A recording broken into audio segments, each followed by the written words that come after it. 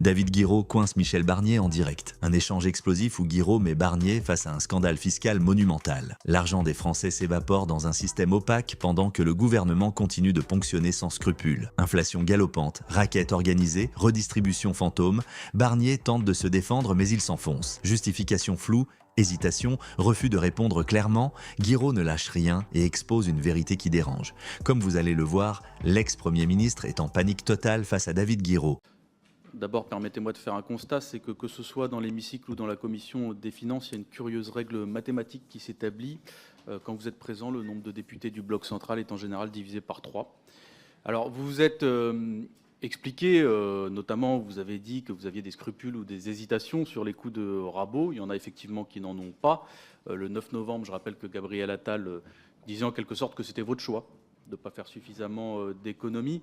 La veille, M. Bruno Le Maire, le 8 novembre, évoquait aussi un demi-mot, un manque de fermeté de votre part face à des ministres qui menaceraient de démissionner. J'aimerais bien avoir votre retour là-dessus, mais surtout, puisque l'on est sur une situation que tout le monde a décrite comme difficile budgétairement, moi, il y a quelque chose qui m'étonne, c'est j'aimerais avoir votre retour sur l'évolution des recettes de l'argent issu des impôts. Parce que ce qu'on observe quand même sur les dernières années, c'est que nous n'avons jamais récolté autant d'argent issu des impôts de notre histoire. Donc vous, quand vous arrivez à ce poste-là, à aucun moment vous ne vous posez la question, par exemple, enfin c'est une question, pas un constat, de l'argent issu de la TVA qui a subi une augmentation de plus de 100 milliards d'euros en quasiment 10 ans. Et vous ne vous posez pas la question de la réattribution de cet argent-là.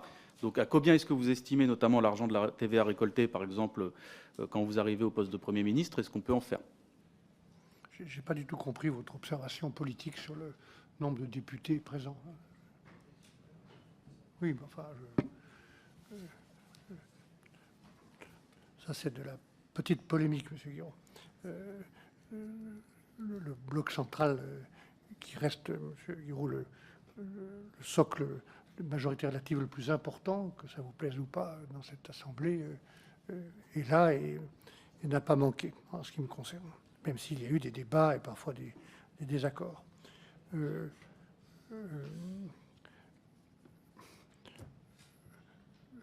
la TVA ait augmenté aussi fortement depuis 10 ans,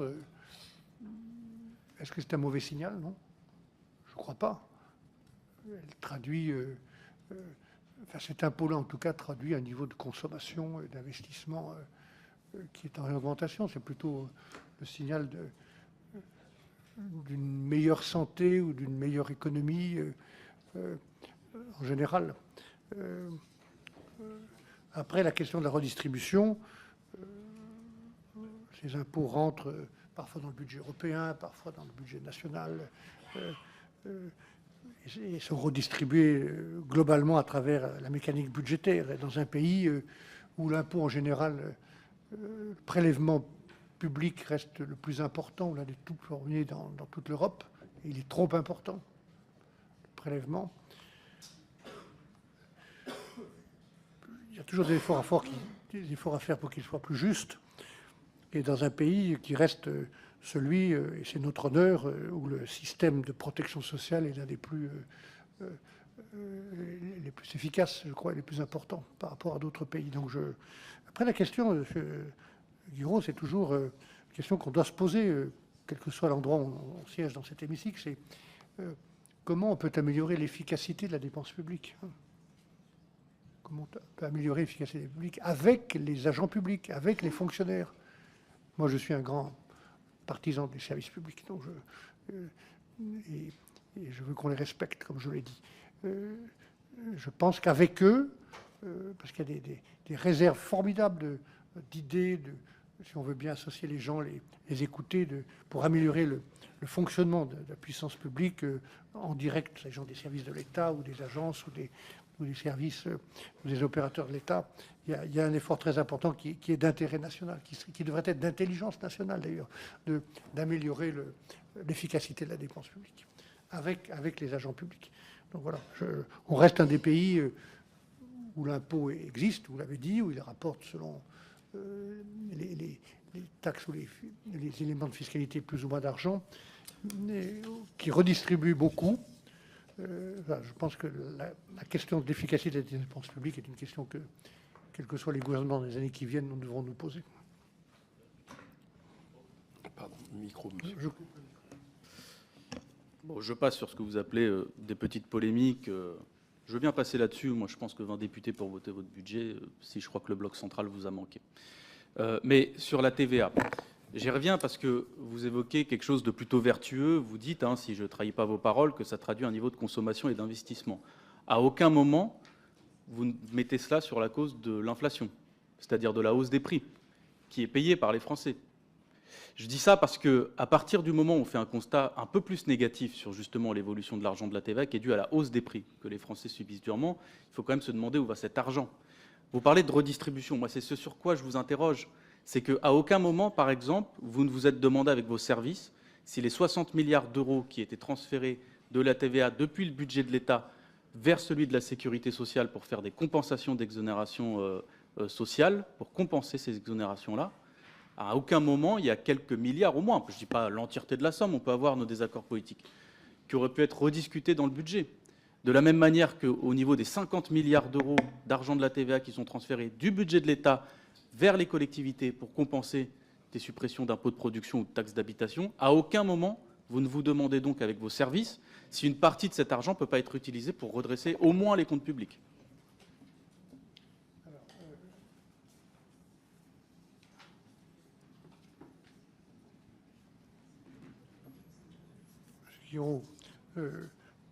Évidemment, la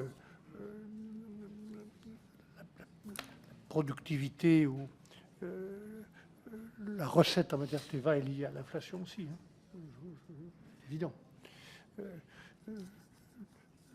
vous ai dit simplement que le volume des recettes de TVA, qui augmente, comme vous l'avez dit, très fortement depuis 10 ans, est aussi un indicateur d'une activité.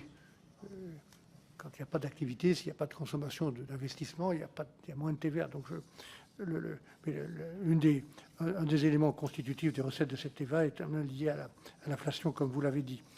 Après,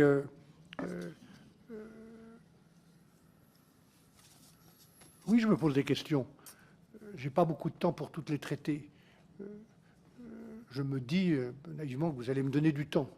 Vous ne m'en avez pas donné. Donc je fais le budget aussi vite que je peux, dans un délai contraint comme jamais, je crois, un Premier ministre de la Ve République n'en a eu, pour faire le budget, les deux budgets.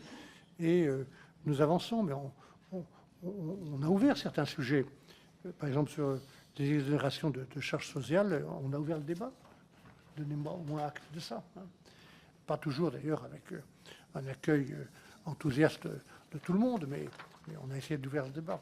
Donc oui, je pense que j'aurais ouvert certains des débats que vous avez évoqués.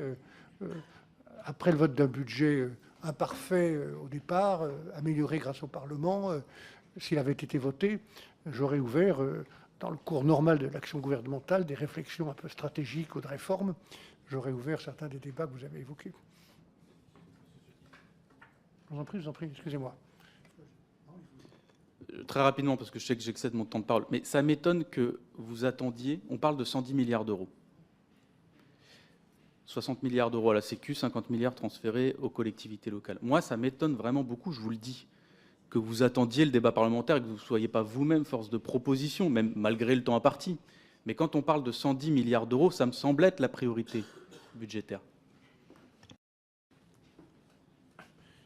Alors, vous pouvez ignorer ou effacer cette contrainte-là, mais je trouve que vous la créez vous-même par l'attitude d'opposition délibérée que vous m'annoncez au lendemain même de ma nomination, alors que je n'ai pas ouvert la bouche, je n'ai pas formé le gouvernement, je n'ai pas encore présenté ma déclaration de politique générale. On me dit on va vous censurer. Bon, très bien.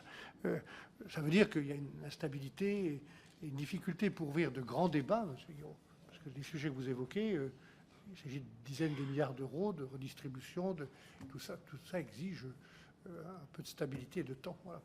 Et parfois une majorité pour adopter des réformes. Je ne cherche pas à me protéger, mais il me manque du temps pour ouvrir tous les fronts en même temps, hein.